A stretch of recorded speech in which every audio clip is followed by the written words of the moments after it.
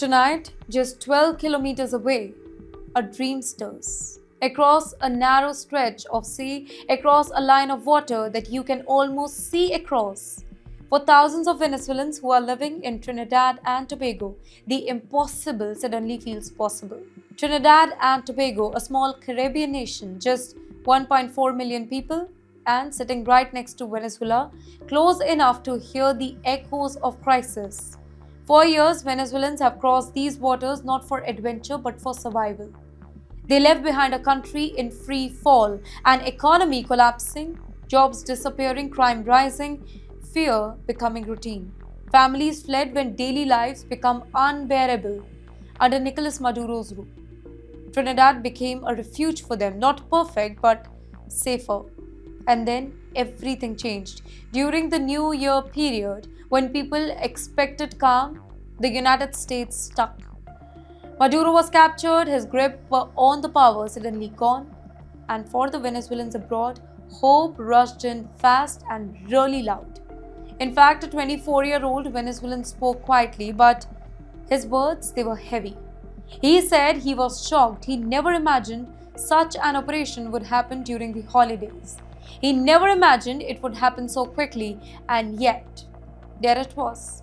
For the very first time in years, he said something many had stopped saying out loud. I want to go home. But hope is not simple. It comes with fear. It comes with doubt. Is Venezuela really changing? Is it safe? Is it stable?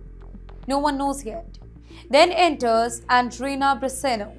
In 2017, she created a support group for Venezuelans in Trinidad and Tobago, basically a lifeline.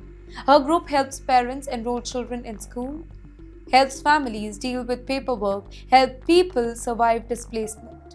Now her phone will not stop ringing, be it messages, phone calls, voices full of emotions. People asking the same question again and again, can we finally go home? She says many want to restart their lives, not to escape anymore, but to rebuild. To work, to live without any fear, to belong to their homeland again. But the emotions, they are mixed and they are heavy. Excitement, anger, confusion. Some are celebrating, some are furious about what it took to get there. Many are deeply uncertain right now. In fact, mental health is now a silent crisis. Years of exile, years of insecurity, years of waiting. She warns that many in community, they are struggling quietly. She says they need more help, not just politically but emotionally too. Now add regional politics to this fragile moment. Last year, Trinidad and Tobago openly backed President Donald Trump's crackdown on drug trafficking in the Caribbean. Venezuela responded very sharply though.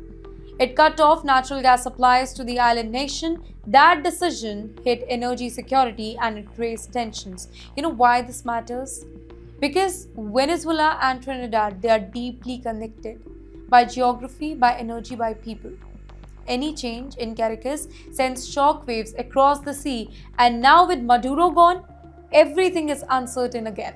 So tonight, Venezuelans in Trinidad stand at a crossroad. One foot in exile, another foot facing home. Hope is alive, fear is alive too. So here's the final truth.